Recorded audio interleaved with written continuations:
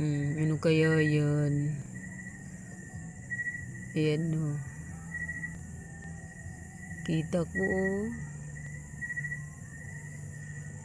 Ano bang tawag dyan? Ayan. Nandito kasi ako, nagpapahangin kasi ako dito sa likod bahay nila tatay.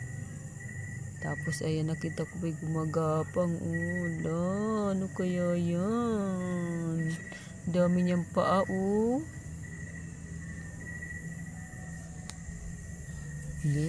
Pasok na tayo guys.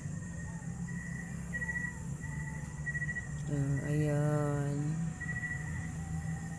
Ang dilim dito. Sarap kasi ng hangin dito sa likod.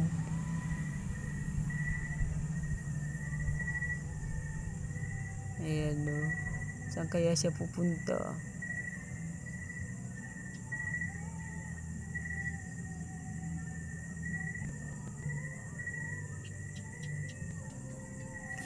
Ayan, nandito ako sa likod ng bahay nila tatay oh.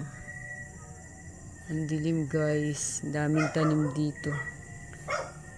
Pasok na tayo. Madilim.